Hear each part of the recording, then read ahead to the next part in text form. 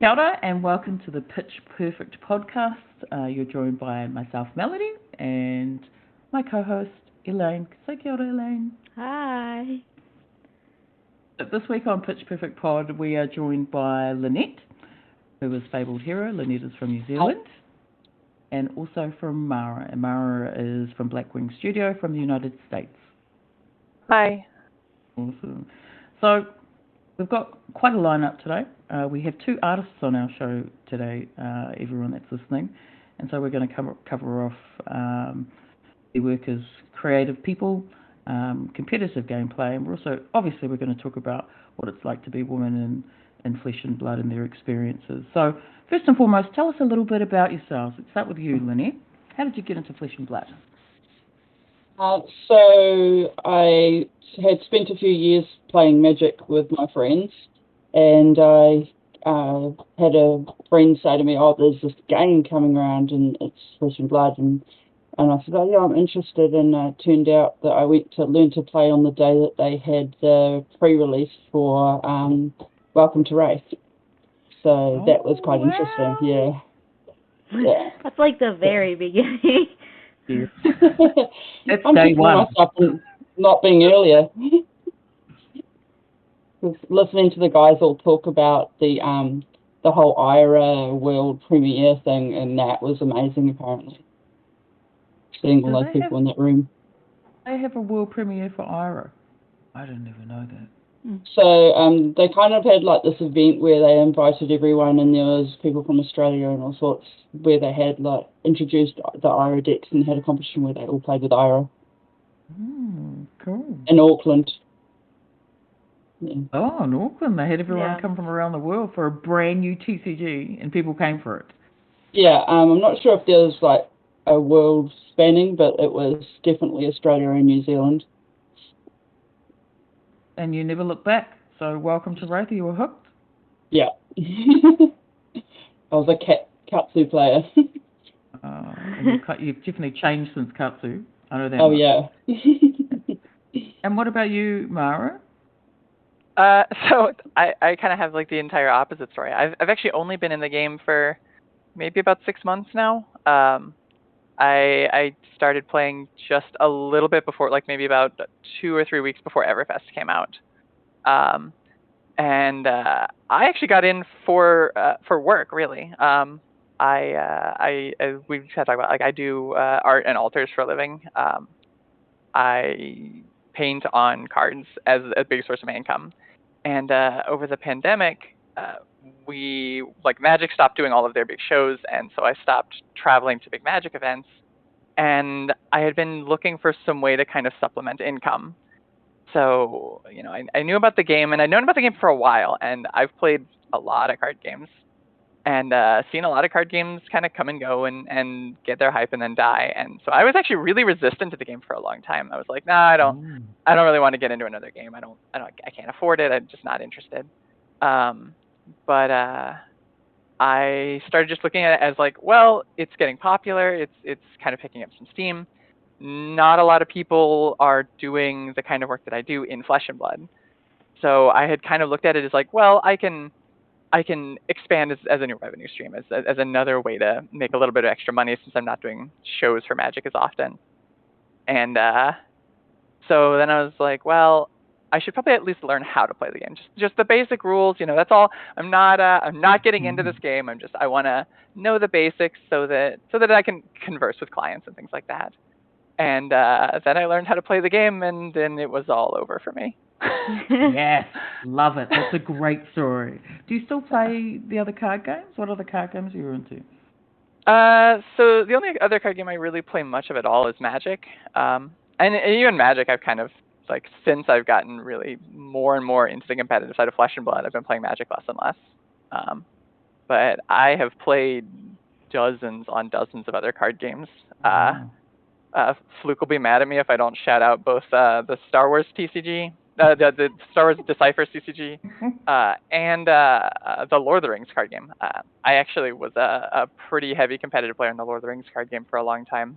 I went to Worlds one year, which was really cool.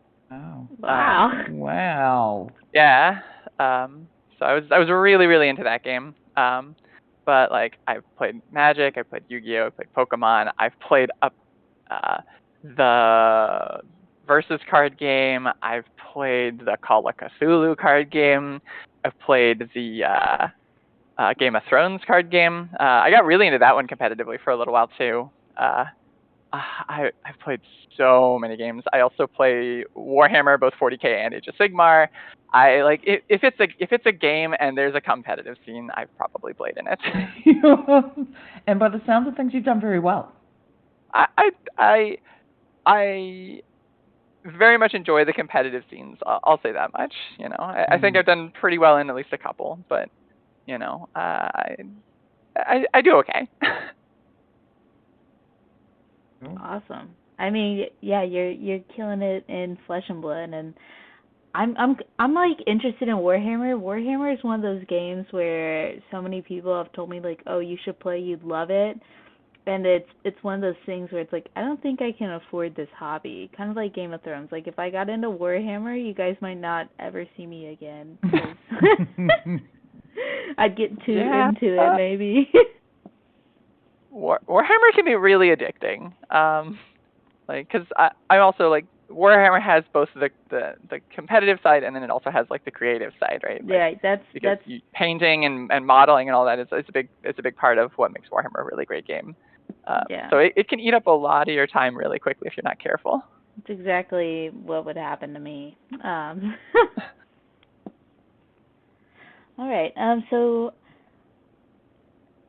yeah, you talked about all the other TCGs that you've played just from being like in the alter space. Lynette, have you also played any other TCGs, or was Flesh and Blood? So I've played Magic for about 4 or 5 years, Okay. mostly Friday night. Did a couple of big tournaments, but never got much further than that. And still play Commander. I also play 500 in Euchre, which I played in national competitions. Cool. Love 500 in Euchre. Yeah, it's a good way to travel too, and like the group that you're playing with is such a different demographic than playing. There's a lot of older women and men, and yeah, it's just good fun. I've never even heard of that. What is? They are actual playing card games, not like TCGs, trading card games or CCGs. Okay, like actual playing card games. Yes. Awesome. Still pretty strategic, a bit strategic, like playing poker also. Yeah. Yeah. I'm gonna ask my dad about it. I've mentioned it before, but like my dad was, he worked in casinos. He was like a card dealer in casinos. So like. Yeah, I love blackjack. He was a blackjack dealer mainly. But he likes Mississippi like stud. I don't know if it's what it's called in other places. I guess it's not called Mississippi stud, but I'll have to ask him about that one. All right, so now we gotta get into how do we all know each other? How did we meet?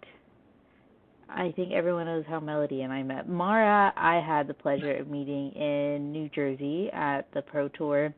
I don't know. I think I can't remember if I walked up just to like geek over how talented you are as an artist, or if I walked over to geek over how beautiful your deck box was. It was one of the two. I think I came over and was like in some way, shape, or form fascinated by what was going on, and then you gave me some of your you gave me a Frostbite token because I was playing Starvo, so I used that and played that day, and we talked for a while. Mara had like the most beautiful deck boxes I'd ever seen in my life, and so that was like that was the first time we met, was in New Jersey, and ever since then it's just you were spending a bunch of time with Rachel, weren't you?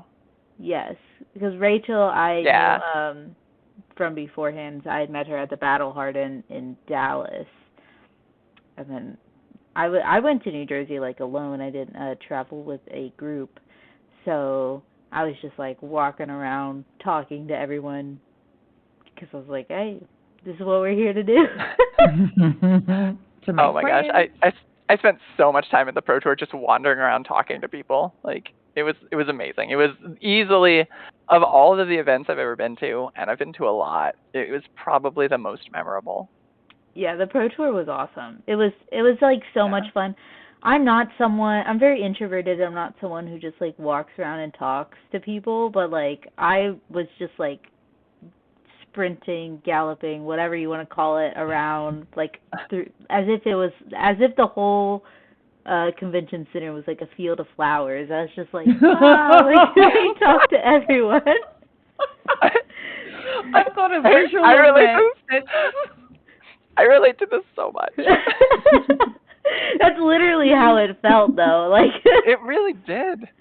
Like it was so cool. There was like all these people just everywhere that I'm like, oh, I know you, I know you, I know you, I know you. We've never met in person, but like it's just all these people that I've just hung out with. Like I remember, I will never forget Thursday night at the banquet.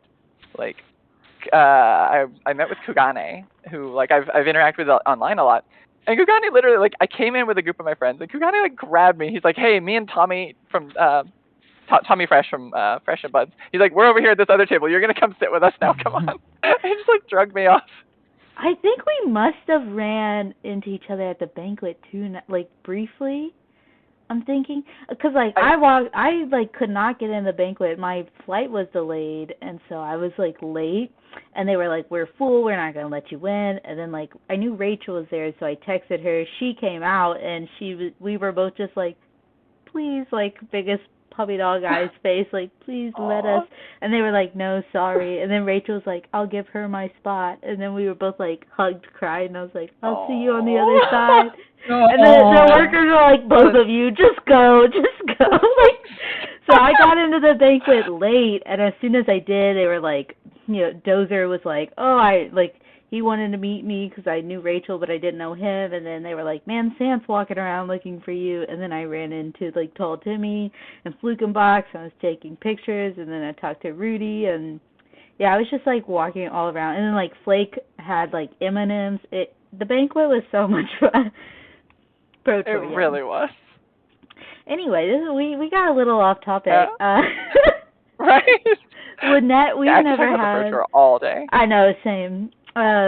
We've never had the pleasure of meeting in person, Lynette, but we know each other from Twitter, and I knew you before Twitter because I knew you as like the original cosplayer for Flesh and Blood.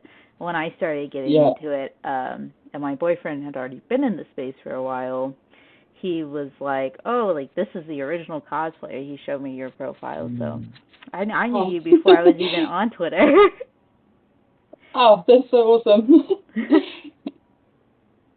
So we've met, and we only met last weekend. It was amazing. I wasn't dressed up, but we had a great weekend. I was kind of focusing on getting some points, so I could go to nationals. So I did kind of wear my little headpiece that I'm going to be wearing this weekend for Battle Hardened, but I was focusing on my gaming. It was nice to do and get to have some games with you as well, Melody. It was. Well, we got halfway through one game, and then we had to pack up because it was time to set up for draft, and I was like, damn it, I was going to get such a good turn on with Viz. But that's okay. Yeah, my Lexi didn't quite bring it out. Are you taking Lexi to Battle Hardened? I'm not participating in Battle Hardened because of my special project with the Cosplay with Taylor. Okay. Special project. I'm like, No, well, it's on Twitter, so everybody knows about it. I've made a tunic. Yeah, talk to us about it. Let's get into the creative side of things. What are you doing at Battle Hardened? So I'm going to be wearing my Taylor costume that I've made, and I've made a tunic which is fully adjustable, so any person can wear it. And for a donation to the charity, people can get photos in the tunic. That's really cool. That's so really cool. That's awesome. A donation to the Cancer Society, part of Matt's? Yeah. Okay. Yeah. Last year I put up a cracked bauble prop that I'd made, and that went into the auctions. That's awesome. Oh, wow. Yeah. That's cool, because I've seen your gown. The gown looks incredible. It's the actually, Taylor gown. Did you embroider that and everything? So I have some iron-on embroideries that I use, and it's actually my wedding dress with a top that I made. So I get to use my wedding. I get to use my wedding dress again. I love that you're like, when can I wear this wedding dress Repurposing. again, and then repurposing it for cosplay. That is fantastic. I try not to ruin it because my daughters did say they might want to wear it one day, but But this I love weekend that. it's Taylor. this weekend it's Taylor. Yes. So, and what prompted you to getting into cosplay for Flesh and Blood, Lynette? Like, have you always been into cosplay or costuming in general? So my first venture into cosplay was actually with Magic the Gathering. I fell in love with Elspeth and Sun's Champion. Maria might know who she is. And I commissioned a costume and someone made it for me, and then I went on and made a Liliana one. But it wasn't until Arcane Rising or like the spoiled art was that's nice and dark. I want to do that. So that's kind of what inspired me, was like Azalea inspired me to do cosplay for Flesh and Blood. Just the whole Azalea. aesthetic. Yeah. Yes. So Azalea is my first love. We need to get her some living legend points. Oh yes, I'm hoping. I want that prize pack, mate. That prize pack is insane. Have you guys seen that? Yeah. I think we both got tagged in that melody. Yeah, we did. I need to look at what I have. What about yourself, Mara? What made you start getting into like the creative space of Flesh and Blood with the altars? Or I know you did altars before coming into Flesh and Blood, so like what kind of just made you get into altering for TCGs? So as far as like Flesh and Blood, like I mentioned earlier, I kind of got into it. I got into Flesh and Blood for the ability to do art in it, not the other way around. Right. Like I started with the art and worked my way backwards. But as far as doing altars or in general, so I've been an artist for about 12 years professionally. But I've played Magic since I was a kid. Like I started playing Magic in about 95, 96. And so gaming has just kind of always been a part of my life for as long as I know. And it was just like, it was an opportunity to do something. Like there was one point when I was kind of between jobs. And it was an opportunity to kind of make a little bit of extra side cash, just to kind of get by for a little while. And so I had seen some other people do altars before, and I was like, I could probably do that. That'd be kind of a neat thing to do just for fun. And so I had painted up just a couple of cards, of Magic cards, and put them up online, and just had this like huge response of people like, oh, this is really cool. I'm really interested in these. How do I get one? And so it kind of started as this little hobby that kind of turned into like a side job that then just kind of, as I grew the business and as I kind of grew and started doing more and more and publicizing a little bit more and posting on social media and things like that, like it just kind of kept growing and growing. And then finally, I got contacted by somebody through a friend of mine that was like, hey, Star City Games is looking to invite altarists to the big Star City Opens, these big tournaments that they run. Yeah. And they want to know if you're interested. And I'm like, yeah, absolutely. I would love to. And so then I started doing that. And then I went to about one Star City Open somewhere in the United States about every 3 weeks for about 10 years. And I've been doing that full time pretty much ever since. Wow, that's really awesome. Really crazy. Yeah, it's been a dream come true, really. Like it's, how many people really get to say like you get to do something that you love this much for a living? I get to travel, I get to hang out with cool gamers people and players and things like that. It's been fantastic, and it's just rolled straight into doing this with Flesh and Blood, and I feel the same way. We have so much community here, and it's amazing. Yeah. Question for both of you guys. As like artists in this space, what would you say is like the biggest challenge that you face? We can start with you, Lynette, if you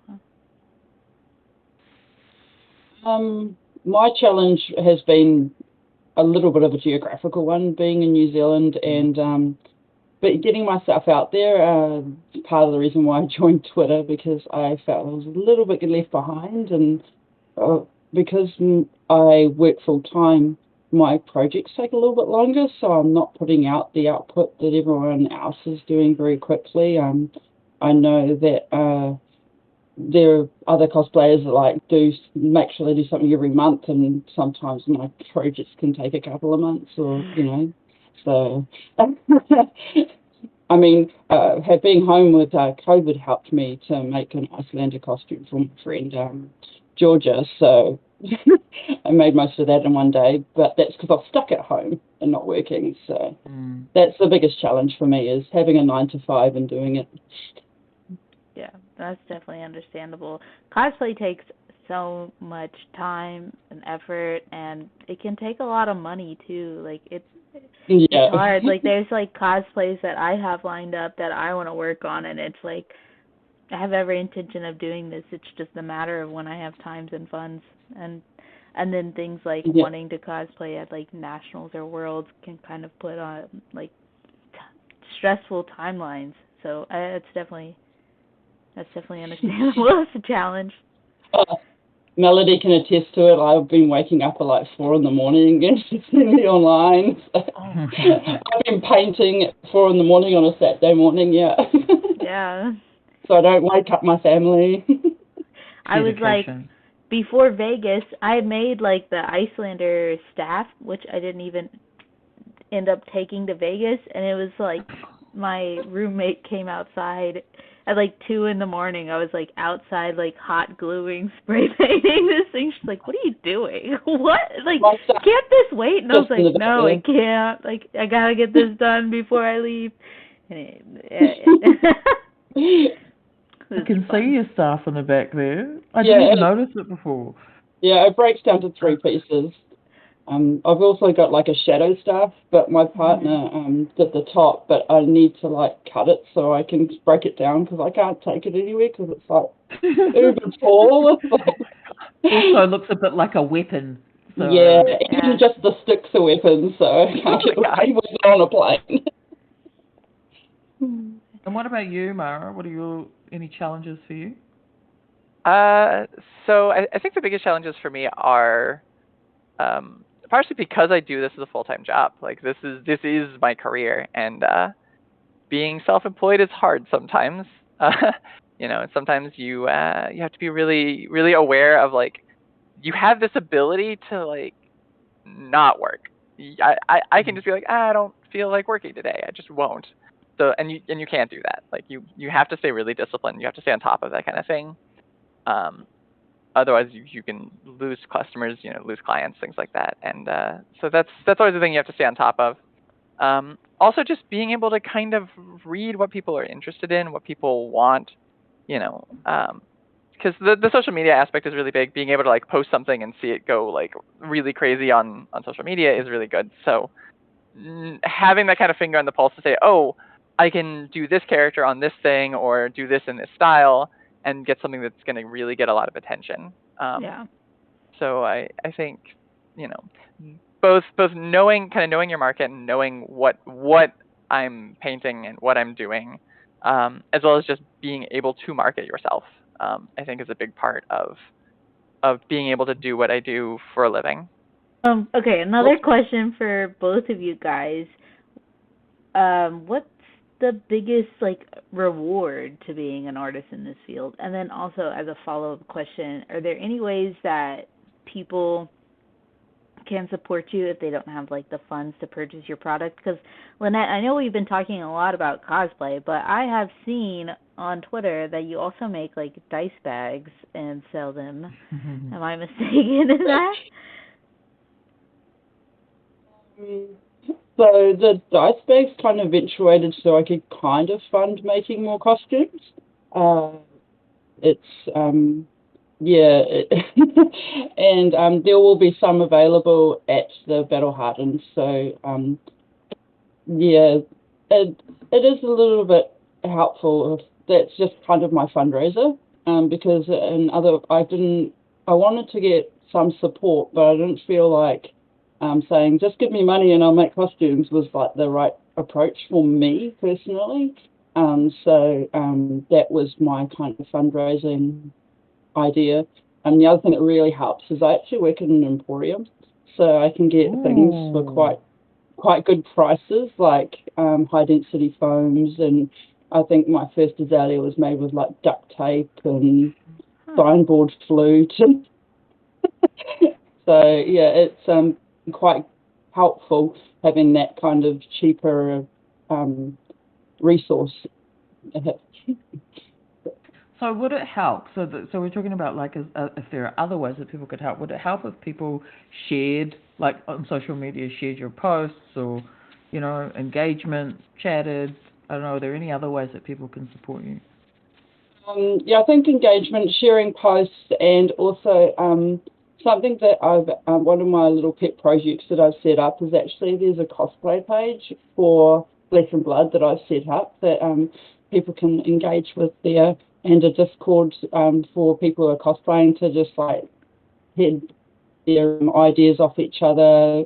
We've got Fine Day, the cosplayer from England in there, and he's wonderful. He's great to chat to, and we like all just in our Discord just go and hit off each other and stuff. So those are my two projects, just to get everyone connected because we're all over the world.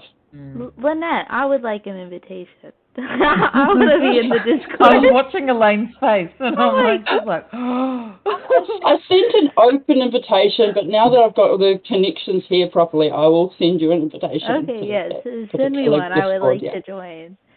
Yeah. How about yourself, Mara? So I think one of the biggest like rewards is just, one, just like being self-employed, being able to do this kind of thing for a living and have so much independence. But also I really enjoy when like I do a really cool piece and I send it off to whoever commissioned the piece, and they just get super excited about it. And they talk about it to all their friends, and they'll post it all over, like, post all over social media, like, hey, check out this really cool thing I got. Like, I know Flake has my altars that I did for him, like, as his banner on his Twitter, which is like the coolest thing to see. I love seeing people get enjoyment out of things that I do. It's very fulfilling. It's a big part of why I like to do this. I like that excitement people get. As far as support, just like we were saying, like social media is a big part of everything we all do. Any kind of crafter. Word of mouth is really big. Just to talk about stuff, show people. Get all your friends and be like, hey, check out this really cool artist. Check out this thing that they have, or here's their Twitter. You should follow them. And word of mouth engagement. I get so many commissions for people that are like, hey, a friend of mine has a thing that they got from you, and I really want one too, and that's really cool. So that's always a really big help. That's actually, when we started interacting on Twitter, we I think we followed each other and everything, but then it didn't fully click to me like who you were when I played in the Battle Hardened in Dallas. I played against Brendan Patrick, and he had your Visceri, and I was like, oh my gosh, like that is so cool. Where'd you get that? How did you get that? And he was like, oh, it's this artist that I've been working with, and like I'm getting them currently to like do some more altars for me. And then like that week he got his new altars because I think you had like sent it to him like that day because he was like, this, like I just saw them, they're gonna be really cool, they're really excited. And then like he posted them and they got like blew up on, I don't know if you consider it blow up on Twitter, but like I saw it and it was like so many people were liking, commenting, and I screenshot and I like sent it in the Discord with my teammates I was like, look at this like altarist, because I had told them like, oh my gosh, Brendan Patrick had the coolest altar. Anyway, and now every time you post, I like send it to all of them. And I'm like, look at this, and yeah, That's awesome. When I got the tokens from you, they were all like, wait, is that, who'd you get these tokens from? They're so cool. I'm like, it's the same artist that I always send you guys. Yeah, the ones from that I sent Brendan, I had actually I wanted to make sure he had them for the tournament, and I didn't trust our postal service because sometimes they get a little slow.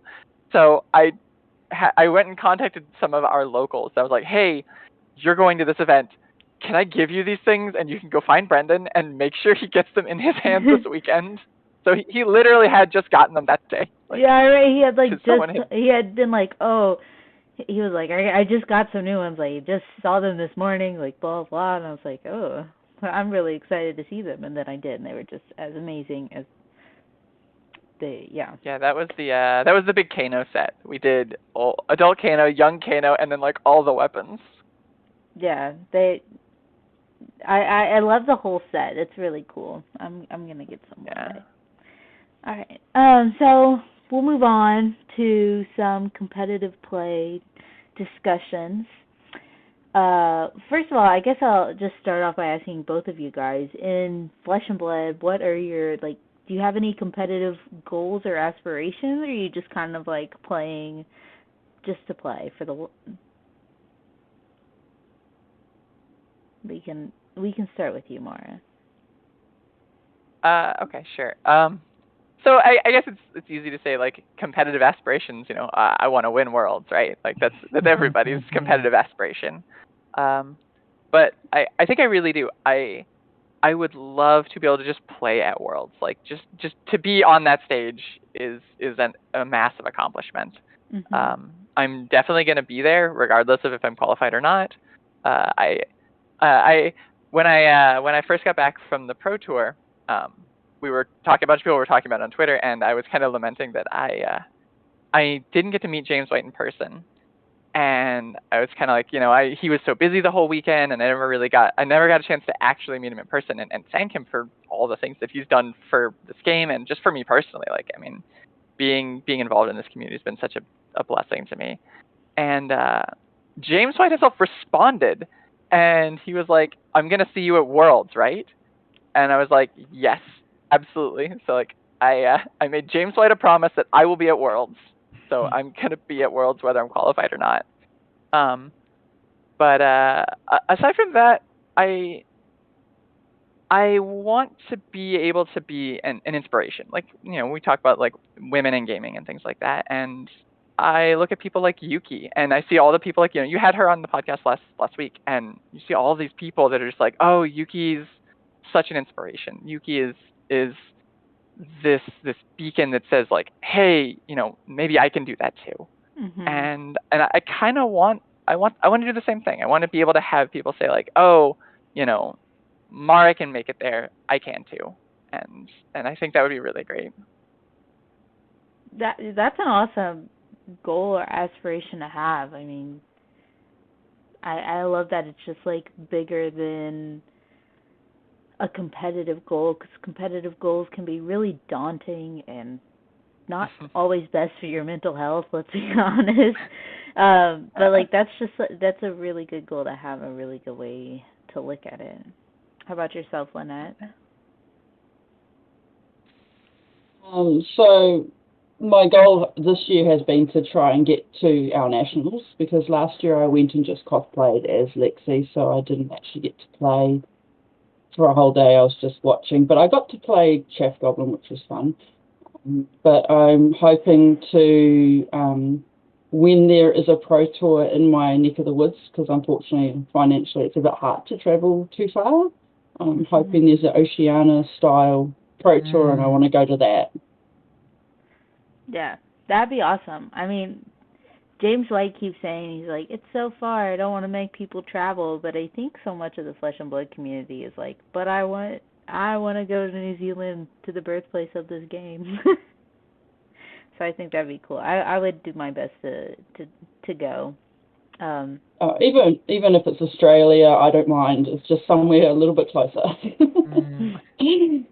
Agreed. I have a question for you, Lynette, because you've been, you started playing at the premiere of Welcome to Wraith, which was the first actual set that we had. So you've been here pretty much since the beginning. So how's it been to actually witness the growth and like development of the Flesh and Blood competitive scene, go from like just New Zealand to like this worldwide game and community? Do you think that's like impacted your desire to play competitively, or like how involved you are in the game at all? So seeing it grow has been quite nice. Picked up so much in the States and then in Europe, and knowing the wide breadth of like Magic the Gathering and how big it is, and so it's been nice to see like people coming over and discovering, and brand new players seeing their love and their reactions when they first see the game. Has just been wonderful. The value of the cards has been interesting. Like I remember selling a cold foil Ranger headpiece for 120 because I opened two, and and then like a year later, I sold a cold foil headpiece and replaced it with a rainbow foil, and got $1,200 and was able to buy my daughter a computer for school.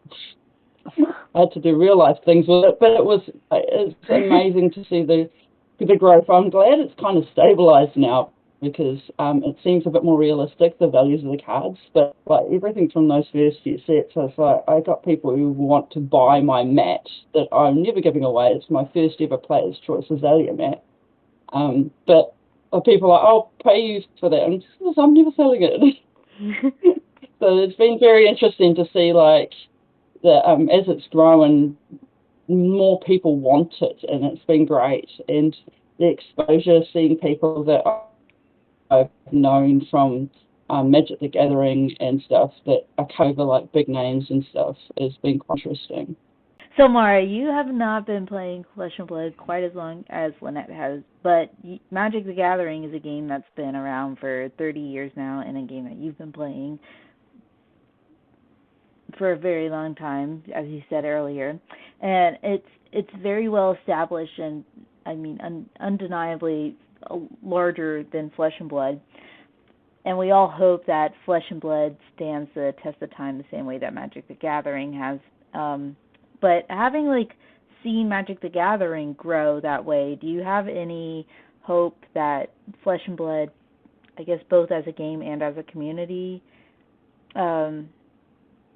any ways that you hope it might grow the same way Magic the Gathering did, or like grow a little bit differently if 30 years in the future?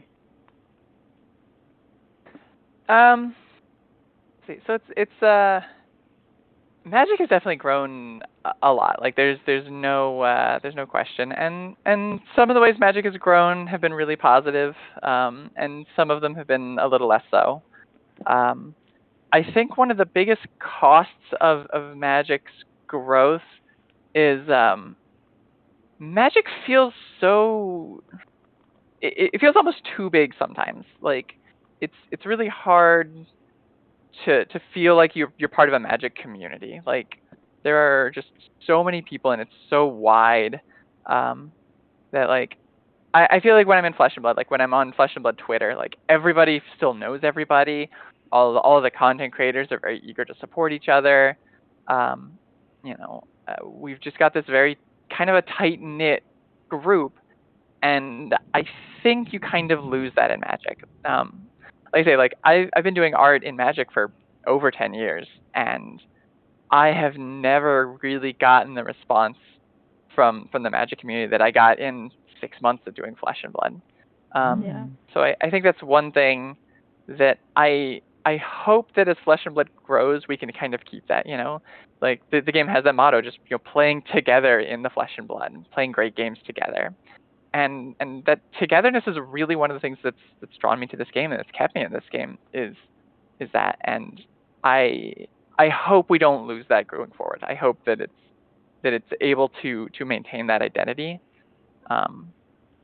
You know, but that said, like, Magic has done some good things too. You know, being so widespread is also kind of nice, just to be able to go to a new city and find a game. That's something that's always been kind of cool with Magic, because I traveled so much with Star City. You know, I could go to any LGS in the country and just like walk in the door and be like, "Hey, who wants to play a game of Commander?" You know, Yeah. just that ability to find people and to find a game has always been kind of cool. And I think Flesh and Blood's getting there. You know, you see a lot more regions and a lot more locations slowly coming around and picking up the game. So yeah, I think that's kind of like, I want to see the game grow. I want to see the game do well. I want to see the game be able to expand and put on more of these big events and more of these small events, even, you know, little local events. But at the same time, I hope we don't lose that sense of community that really has defined what makes this game great. Yeah, the Flesh and Blood community is just like, it really is next to none. I mean, obviously, on Twitter, it's like, you know, everyone who's on Twitter, you know, all the content creators, everyone just like knows each other. But even beyond that, like going to New Jersey and Vegas and even the Battle Hardened in Dallas, it's like you see someone who, and you meet them there, and you didn't know them on Twitter before. And then, like, you go to New Jersey and you see them again. And it's like, oh, like, hey, like, it's just so nice going to these events and seeing, like, these same people over and over again. Even if you're not connecting virtually in between, the community still feels so tight-knit without that. Twitter definitely helps totally and agree. adds to it. But it's just, like, it's my favorite thing. It's like, I feel like, I don't know. You walk into a calling and you're like, oh, look, 600 of my best friends. Like, exactly. Like, exactly. I love that feeling. Yeah, definitely. I have a question for you, Lynette, and we kind of covered it off slightly, but we're going to take a different lens on it. So you've pretty much been in Flesh and Blood since the inception, and really interested to know how the environment and growth and changes have been from a woman's perspective, like the female community in Flesh and Blood. I mean, were you like the only woman back then, or only female? And I know we don't have a lot now, but what sort of changes have you seen? So I was the only female for a very short time. Then Georgia came along. Oh, yes. You probably know Georgia Sumner. She plays Icelander quite well. And a bit crazy, yeah. Yeah. So then she came along, and then we've also got a third player up here in Whangarei. And for a base of about 25 players, having 3 females is pretty darn good. So yeah, another girl named Jade, she's great. We had a store as well as a what we call a club. At the store, so at every given time, there's always 2 of us there. But it was really great going to an Auckland event and meeting up with Adrian and Milan, and there's a couple more females, I forget their names, and just like hanging out. Like whenever I go to events in Auckland, there's at least 6 of us, which is just great. But I mean, it's in a room of about 100 people, so. Yeah, there's about 5% women and the rest are men. So has there been much change? Like when you first got in, were there many women at all? And has it, by the sounds of things, it hasn't really grown that much in terms of how many women in New Zealand. Like, I'm pretty new. It seems to be growing a little bit. Like every time I go, there might be a couple more females. There's also a lovely lady, name's going from my brain, but she has done a prison cosplay and a Briar cosplay, and she is really cool chick to talk to. Alyssa, yeah, that's the one. Braden's girlfriend, yes. Braden's girlfriend, but yeah, Alyssa. And she's been in Fab for a long time too. And it's really awesome also when I first went out as Azalea, I had two people from LSS search me out. So that was Nikki or Nicola Price and MJ. So Nicola Price is the lady who does a lot of the lore writing and a lot of the articles for Fab. And MJ is on the creative team doing art stuff, and she also has some of her own art pieces. And this is before I knew too much, this is 2020, late 2020, when I went as Azalea, got called all sorts of, I got called Katniss a lot. Because people didn't know what Fab was, so I kind of introduced a lot of people to Fab that day. I got called Elsa a lot in Vegas in my Isolander cosplay. Georgia loves being called Elsa, but it was really great to meet and chat with them, and I've met up with them. We had a calling in Auckland, and I just talked to them for ages, and they're also very approachable women in Fab, and they're in LSS as well, so they're really cool. I mean, I just messaged MJ to see if she was coming down to the Battle Hardened, or coming to the Battle Hardened, and I'm hoping to catch up with her again because she's an awesome person to chat with on the art team. So the females, back to the question, the females I feel are growing, but not super fast. We'll talk to that. Yeah. So for both of you guys, y'all both have a background in Magic the Gathering and now are in Flesh and Blood. All right. Have you guys noticed any differences in the two gaming spaces in regards to how you're treated as, or the inclusivity of women and other gender minorities? And then to piggyback off of that, if you have, are there any learnings that we could apply in the Flesh and Blood space that you've come across in Magic the Gathering? Mara, you want to go kick it off? Sure.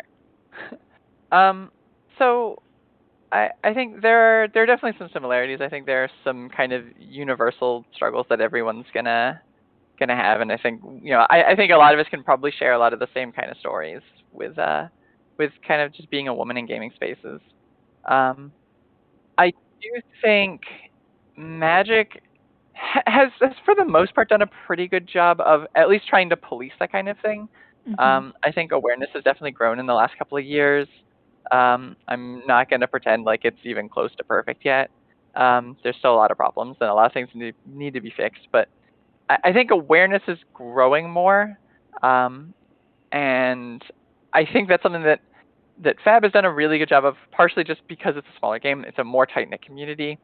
I think it's a little easier because everybody kind of knows everybody in Fab to be able to say hey, you did a thing today, or you used some language that was not so great, or things like that. You can come to somebody and be like, hey, there was a thing that made me slightly uncomfortable, or made somebody else slightly uncomfortable. And I think it's a little easier in the smaller community to kind of listen to each other and that sort of thing. I think Magic being so large, it's kind of easy for those pockets to kind of insulate from each other, to where you'll have a group of guys who aren't often around women, who just kind of play together, and then they never really learn and they never really understand hey, maybe this way of communicating is not the best, or maybe my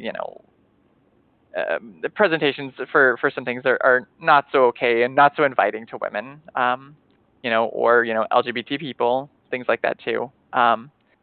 And it's I think in Fab it's something that we are actively working on and trying to kind of be a better community for. Yeah, I don't know. It's always going to be tough. It's always going to be a struggle.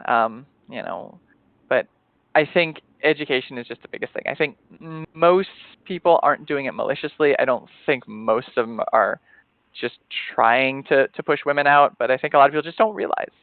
I think they just are so used to this is the way that things are, this is the way that things have always been, that it's very easy to kind of fall into those patterns and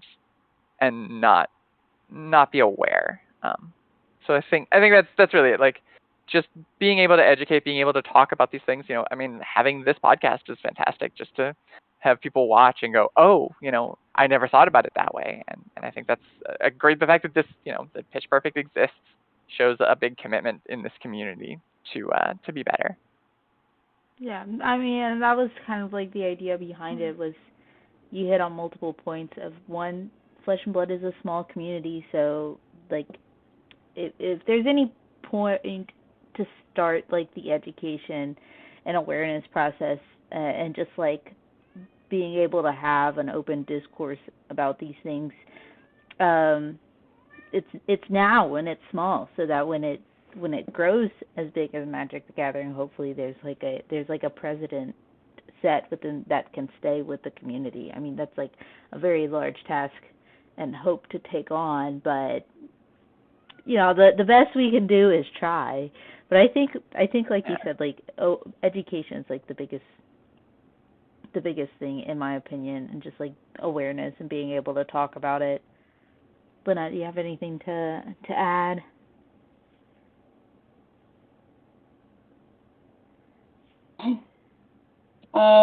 So my biggest difference I found, the Magic community here had a lot less women in it when I was playing. I'd go to a tournament in Auckland, there'll be 100 people and me and one other female, and we'd end up playing each other for some reason. But I found Magic was sometimes a bit daunting, but I had a group of guys that used to look after me, so I never felt too intimidated going into anywhere. We always travelled as a group, so I had friends that looked after me, so I was very fortunate. There was a couple of times when I've walked into shops to play Magic by myself and not felt entirely welcome, but it was the person behind the counter, not the players. So it's a whole thing. It's probably changed a lot more now. I'm doing Fab, and also with Cosplay, I found that people are way more accepting of me, but I'm not sure if they take me seriously as a player because of the cosplay, and I love Azalea, so I just rock out with my Azalea deck and want to do well, but make people sweat, but I don't quite get there, so she's got to get there one day. But though my Fab experience has been a bit different because of where I am, and with the cosplay just kind of breaks the ice. Yeah. I don't mind. I'll just rock up to Matt Rogers and start talking to him. So I don't care. So I got a few key things out of that. Well, one key thing is that feeling welcome isn't just with the players. It sits with the LGS that you're, the space that you're actually going to play in. Mm-hmm. So it's a overall sort of approach, right? Like it's us as individuals, us as a community, and as a business owner. Even though that was your experience in Magic, like that's a good learning in Fab. Like we want to be included. As soon as we walk in the door, like I don't know what that experience was like for you, but if you felt that way, then we want to make sure that it's encouraging from that first step. Yeah, from the outset. We talked about that a little bit with Bryn and Adrian also in episode 4. I can't keep track at this point. But just like how I mentioned that, like, I've gone to play in ProQuest or Road to Nats and shown up, and like the shop will assume that I'm not there to play and like hand my male counterparts like deck lists, and then just be like, all right, well, y'all let us know if you need anything, and walk away. I'm like, hey, I'm playing. I need something back here. Or like only having like men's bathrooms, like just have a bathroom. So yeah, I think that's a really we talked about it, but I think just being upfront and being like, the feeling welcome starts with the business and the workers, and it's not just the players and the community's responsibility, but also the LGS's responsibility to make it a welcoming space. I think that's a good point to just nail down. I have a question, and Elaine and I were talking about this yesterday when we were writing up our show notes. Like, we talk about women in general having barriers to entry, barriers to playing. And we kind of generalize, right, that these are the same barriers that we all experience. Do you think that the barriers that women face are universal, or that they're influenced by, different factors? Geographical, where they live, culture, politics. It might seem like a no-brainer, but I haven't actually really thought about it too much. As a woman, I'm like, okay, I just personally assume we kind of experience everything the same, but is it universal? Do you guys have any thoughts about that? Mara. Oh, okay. I think it's definitely some of both. Like I mentioned earlier, I'm sure if all four of us sat down and swapped stories, we'd probably have a lot of the same stories that come up. But I do think, I think communities that have more exposure to women, I think you see this effect lessen some. I think just the more you're around other people that are different from you, that you can kind of learn from each other and understand each other a little bit better. I think most of the biggest problems I've ever had have always been in like magic groups that are just like, oh, we don't have any women that play in the shop, and then like I'll come into a shop and then like it's very clear that they've never really had to police that kind of thing and had to pay attention to that kind of thing just because there aren't women around them. So I think as as the game grows, that like just having more women in smaller regional spaces, I think is better locally for any given group. So like I think a local scene can change, turn away from the global issues that women have, I think. And what about you, Lynette? Any thoughts? I've been watching for a bit and listening to people's different stories, because I've also been on the there's another female Discord as well that was set up with Fab, FemSam Fab, I believe it's called, and the stories seem to be that there's a lot more in the smaller cities where there's less population. They're less likely to encounter females, so that's been a bit of a hard entry point for some people. I'm very fortunate because it's a small place here and there's a couple of us, we can tighten it. And New Zealand being geographically smaller, we kind of all find each other, which is kind of good, and support each other.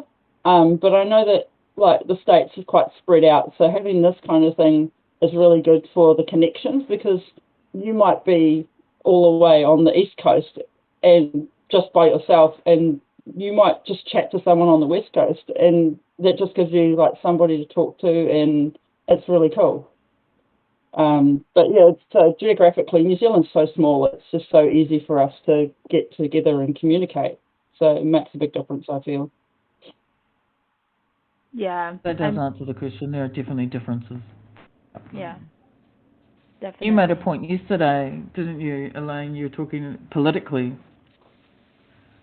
Yeah, it was just Bryn and I were talking about our different experiences playing, and she lives in New York and I live down in South Louisiana, just like two very different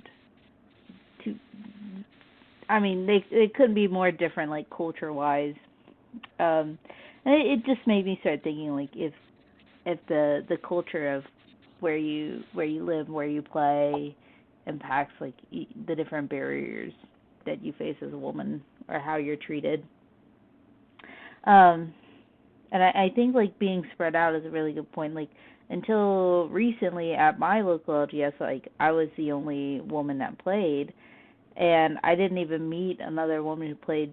Like Bryn was like one of the first women that I met who played Flesh and Blood. Like I had to go all the way to New York to meet her. Like now we have like two others that play locally here, but you know, so I think that was a good point to also bring up, Lynette, of just like being spread out in the States can be really hard sometimes. Mm-hmm. All right. Let's go. One more question for both of you. What is one piece of advice that you can give to everyone listening right now on how they can make gender minority groups feel more welcomed when entering the Flesh and Blood community?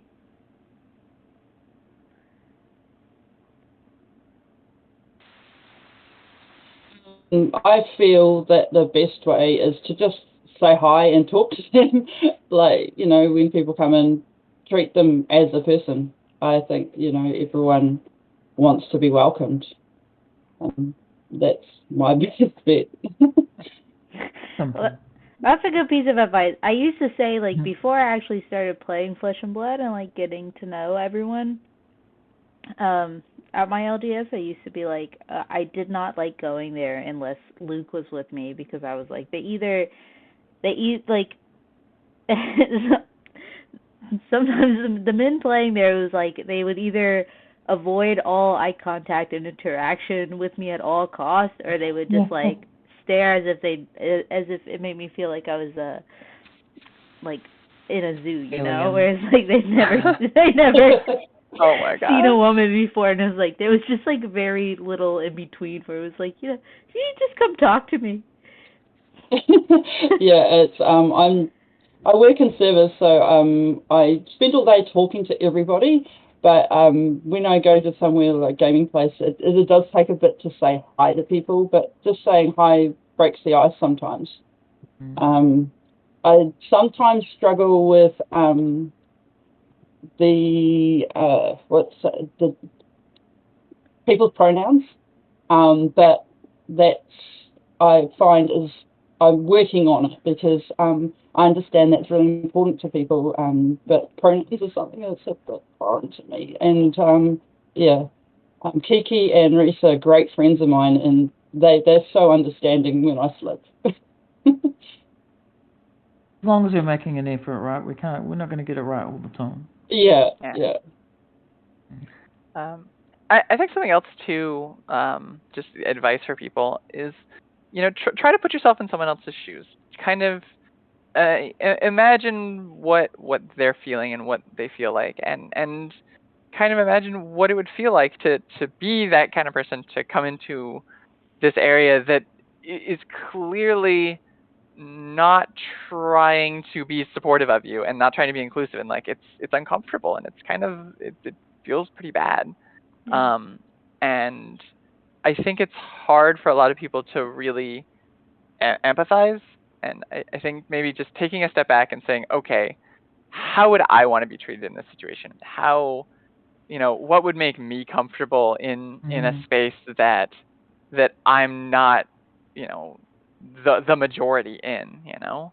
Like, I think just having that cognitive awareness would go a long way. Yeah, definitely. Yeah, another solid piece of advice. Thank you both, ladies. I think those are definitely two things that if people are making just a more conscious effort to do, and you know, like you said, be aware of and putting yourself in other people's positions, realizing how they might feel in a situation. I think those are two great things to just practice in your daily life for everyone. Just in life, yes. Yeah. Yes. I think we move on to some listener questions. Yes. So the first one I have is from Rin, and Rin asks, what character in Flesh and Blood do you relate to the most, either in playstyle, lore, fashion, artwork, etc. You wanna? We'll go. You guys both had like a very like happy reaction to that question. We'll start with you, Mara. So I don't think I've been terribly subtle about my love for illusionists. I've been a Prism main since I started playing the game. And I think there's something about the illusionist class. Illusionists in this game are portrayed as artists. I mean, like, Dromai is an ash artist. Prism is a sculptor of light. And so I think as an artist myself, it's something I can kind of connect to. Like, I have this vision, like when I'm playing illusions, of like sculpting these masterpieces, these draconic illusions, or these big angelic pieces. And so I think that was actually like, one of the things that really caught my attention when I first started playing and when I first really got into Prism, was just that aesthetic of creating and putting things out into the world and using that as the way that you win a game. Like, I always kind of laugh because in a Prism deck, if you actually look, there are no attacks in a Prism deck at all. There's no physical punches. There's no nothing. Her weapon doesn't do damage. All she does is just this kind of like sit back and sculpt things and just let her creations do all the work. And I think that's a really cool thing. Also, I really like Prism's outfit, and if I ever cosplayed, it would definitely be Prism. That's really cool. I love when people like dig into the characters like that. Like, I don't know. There's something about, like, I'm a warrior player. I feel like there's just something about like each class. Like, everyone can find a class or a hero they relate to, because they really are so different in lore and in play style. And like, I love, because like every time I play like a warrior, I just like imagine myself like suiting up in the armor, and like, I don't know. I feel the same way that you just described, Prism, about my warrior heroes. But I've never really thought about the fact that like the illusionist, the vocabulary like around illusionist is very much artist, like artist of ash and sculptor. I've never thought about that. Yeah. It's really cool. I actually love that. That's one of the things that really hooked me about the game, is that you can kind of get into that feel. Like, you play Magic, and supposedly Magic is like, oh, you're two wizards that are dueling. But like, Magic never really felt like that. Magic was like, we're just playing some cards, and we're just gonna play things that do numbers, and the numbers go down.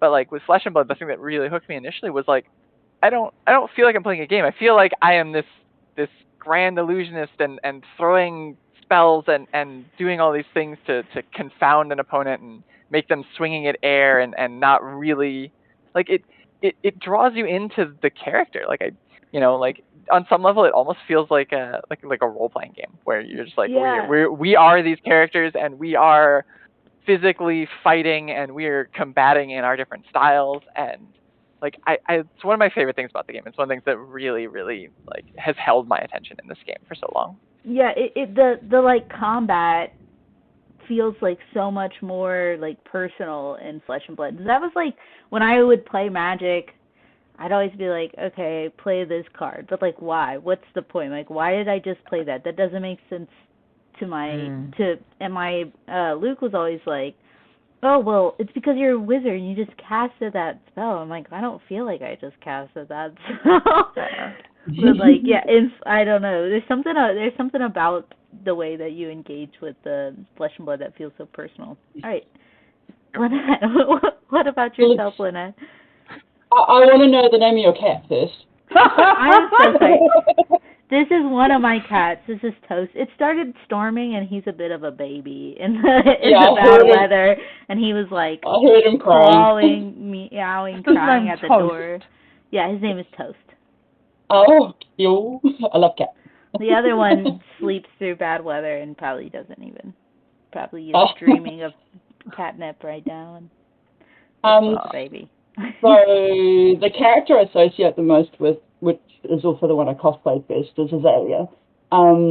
Azalea's backstory is that she grew up in the pits and she had to struggle to survive and worked her way up to be able to do what she could do.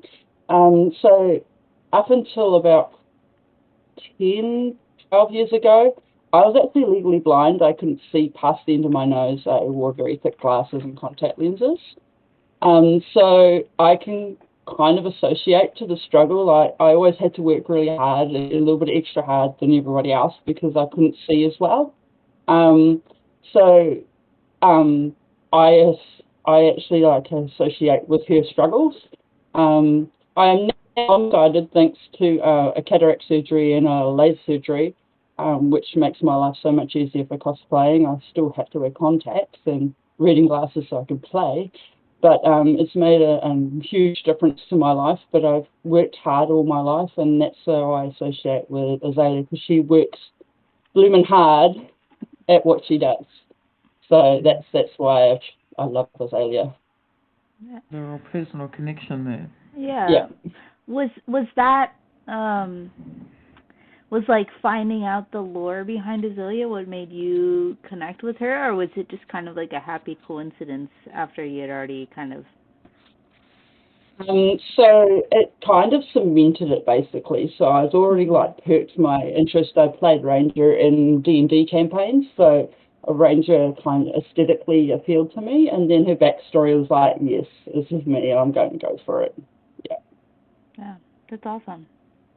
Okay, this is obviously for both of you, but what is a hidden talent that you have? Isn't this a question that Flake asked in his pod? This is Flake. Please don't get mad at us. This is actually we did not steal. This is a question, a listener question from Intretta. Question, yes. Yes, Michael Schroeder. He always gives us tons of fun questions. Mm-hmm. So that's from him. What is a hidden talent that you guys have that the community doesn't know about? I can eat very, very spicy food. I think some of our community knows this. I have a passion for very, very like obscenely hot food. I actually one of my like prides after the Pro Tour when I made day 2 in the calling and we went out to Buffalo Wild Wings to celebrate, and like I did their like hot wing challenge, and I have the little headband that they gave me from that. That is like my favorite souvenir from the Pro Tour. I love that.